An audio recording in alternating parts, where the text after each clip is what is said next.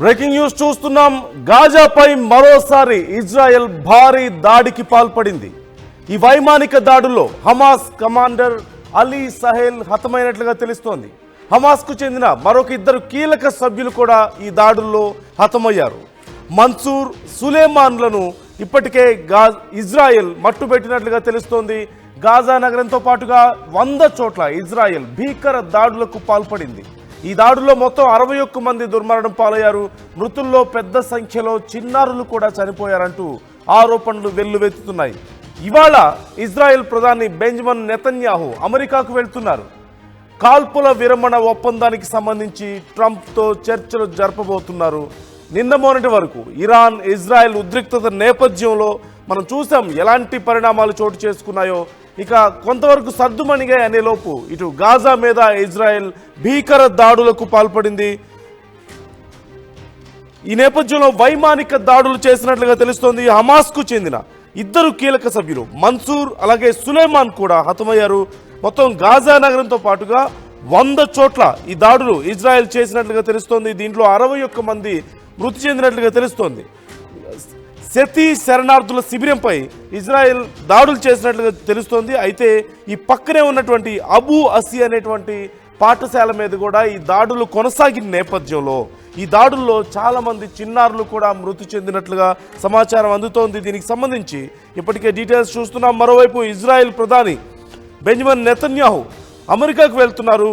ఈ కాల్పుల విరమణ ఒప్పందానికి సంబంధించి ట్రంప్తో చర్చిస్తారు.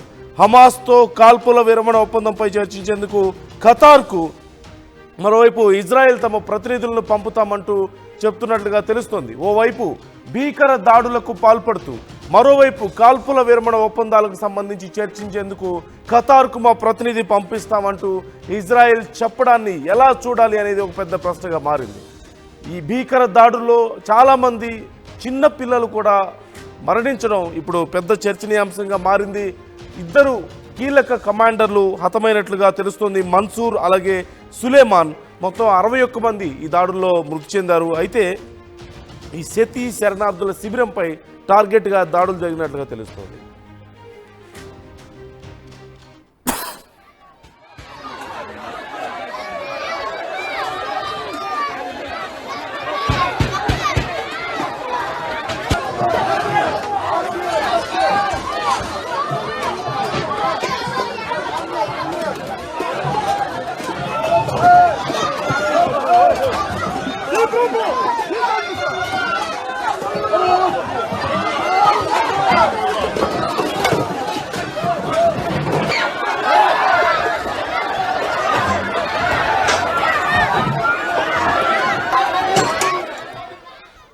ఈ శతి శరణార్థుల శిబిరం మీద ప్రధానంగా దాడి చేసే ఉద్దేశంతో ఇజ్రాయెల్ ఈ దాడిని కొనసాగించినట్లుగా తెలుస్తుంది. అయితే పక్కనే ఉన్నటువంటి అబూ అసీ అనేటువంటి పాఠశాల మీద కూడా ఈ దాడులు కొనసాగిన నేపథ్యంలో అనేక మంది చిన్నపిల్లలు చనిపోయిన నేపథ్యంలో ఇప్పుడు ఈ దాడికి సంబంధించి తీవ్ర విమర్శలు వ్యక్తమవుతున్నాయి. మరోవైపు మేము శాంతి ఒప్పందాలు మాట్లాడుకుంటామని చెప్తున్నారు.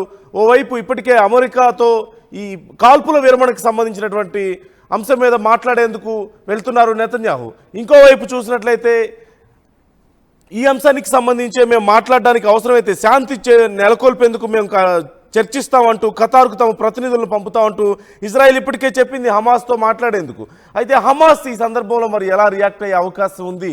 ఇంత భీకర దాడులు చేసి 61 మందిని పొట్టన పెట్టుకున్న తర్వాత, చిన్న పిల్లల్ని సైతం వారు పొట్టన పెట్టుకున్న తర్వాత హమాస్ ఈ చర్చలకు, శాంతి చర్చలకు, కాల్పుల విరమణ ఒప్పందానికి ఎంతవరకు ఒప్పుకుంటుందనేది ఒక ప్రశ్న. ఇప్పుడున్న పరిస్థితుల్లో ఇజ్రాయెల్ ఓవైపు హమాస్, మరోవైపు మనం చూస్తున్నాం హౌతీలకు సంబంధించినటువంటి దాడులు కూడా రెడ్ సీలో కొనసాగుతూనే ఉన్నాయి. నిన్న రెడ్ సీలో ఒక భారీ నౌకను, వ్యాపార నౌకను హౌతీలు ధ్వంసం చేసిన విషయాన్ని మనం చూసాం.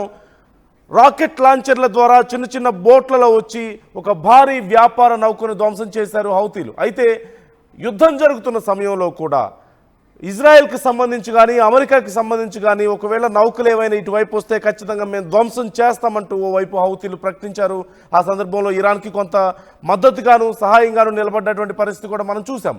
మరోవైపు ఇటు హమాస్తో కూడా యుద్ధాన్ని కొనసాగిస్తూనే ఉంది ఇజ్రాయెల్. ఈ నేపథ్యంలో హమాస్తో కొంత కాల్పుల విరమణ ఒప్పందానికి మేము సంసిద్ధంగా ఉన్నామంటూ చాలా రోజుల నుంచి చర్చలకు సిద్ధం అంటూ మాట్లాడుతూనే ఉంది. మరోవైపు చూసినట్లయితే ఈ దాడులు కొనసాగిస్తూనే ఉంది. యుద్ధం సమయంలో కూడా చూసాం హమాస్ యొక్క వైఖరిని కూడా మనం చూసాం.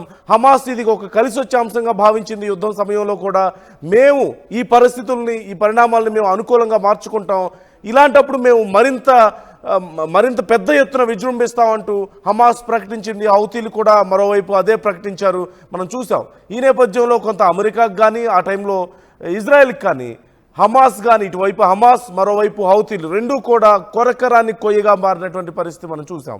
ఇప్పుడున్న పరిస్థితుల్లో మరి శాంతి చర్చలకు కాల్పుల విరమణ ఒప్పందానికి సంబంధించి మేము మాట్లాడడానికి రెడీగా ఉన్నామంటున్నారు.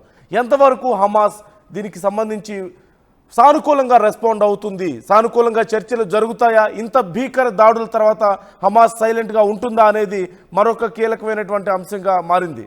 మరి ఈ దాడులు ఎంతవరకు కొనసాగుతాయి, చర్చలు ఎలా ఉండబోతున్నాయి? ఈరోజు ఓవైపు ట్రంప్తో నెతన్యాహు మీట్ అవబోతున్నారు, మరోవైపు హమాస్కి సంబంధించి ఖతార్కి మా ప్రతినిధి పంపుతామని చెప్తున్నారు. ఈ రెండు చర్చలకు సంబంధించి ఇప్పుడు కీలకమైనటువంటి అంశాలుగా మారాయి. ప్రపంచం అంతా కూడా చాలా ఉత్కంఠగా ఎదురు చూస్తోంది. ముఖ్యంగా ట్రంప్తో ఏం చర్చిస్తారు, యుద్ధం తర్వాత పరిణామాలు ఎలా ఉండబోతున్నాయి అనేది ఈ ఇరాన్కి సంబంధించి ముఖ్యంగా. తర్వాత అణ్వాయుధాలు ఒప్పుకోము, మేము విద్యుత్ని ఉత్పత్తి చేసుకోవడానికి మాత్రం మేము అంగీకరిస్తామంటూ ఇరాన్కి కొన్ని ఆంక్షలు విధించిన నేపథ్యంలో ఒకవేళ కనుక ఇరాన్ ఆ ఒప్పందాలను మీరినట్లయితే మా సైన్యంతో ఫైట్ చేయాల్సి ఉంటుంది అంటూ అమెరికా చెప్పిన తర్వాత ఈ విషయానికి సంబంధించి ఇరాన్తో జరిగినటువంటి ఒప్పందాలకు సంబంధించి కూడా ఈరోజు కీలకంగా చర్చించబోతున్న నేపథ్యంలో ఏం జరగబోతుంది, ఎలాంటి కీలక నిర్ణయాలు తీసుకోబోతున్నారు అనేది ఓవైపు ఉత్కంఠను కలిగిస్తుంది. మరోవైపు ఇటు ఖతార్లో కూడా మేము చర్చలకు సిద్ధం హమాస్తో అంటున్నారు. ఇంత భీకర దాడి తర్వాత హమాస్ సిద్ధంగా ఉంటుందా చర్చలకు, వేచి చూడాల్సిన అంశం. మరోవైపు అసలు ఇజ్రాయెల్ ఎంతవరకు రెడీగా ఉంది, ఒకవేళ హమాస్ మరొకసారి బరిలోకి దిగితే పరిస్థితి ఎలా ఉండబోతుంది. ఇలాంటి దాడులు 100 చోట్ల భీకర దాడులు చేసిన తర్వాత, వైమానిక దాడులు చేసి వాళ్ళ సభ్యులను 61 మందిని 2 కమాండర్స్ను చంపిన తర్వాత, ఈ దాడిలో అనేక మంది చిన్నపిల్లలు కూడా మరణించిన తర్వాత మరి హమాస్ ఎలా రియాక్ట్ అవబోతుంది, ఈ దాడులకు ప్రతిఫలం ఏ విధంగా ఉండబోతుంది, ప్రతి దాడులకు ఏమైనా సిద్ధమయ్యే అవకాశం ఉందా, ఓవైపు దాడులు చేస్తూ మరోవైపు చర్చలకు మేము సిద్ధం అనడాన్ని ఎలా చూడాలి, ఈ అంశానికి సంబంధించి మీరు కూడా మీ అభిప్రాయాలను మాతో షేర్ చేసుకోండి కామెంట్ రూపంలో. ఇజ్రాయెల్ వైఖరిని ఎలా చూడొచ్చు, ఈరోజు జరగబోతున్నటువంటి చర్చల ఫలితాలు ఎలా ఉండే అవకాశం ఉంది అనే అంశాలకు సంబంధించి మీ అభిప్రాయాలను కూడా ఆర్టీవీతో షేర్ చేసుకోండి.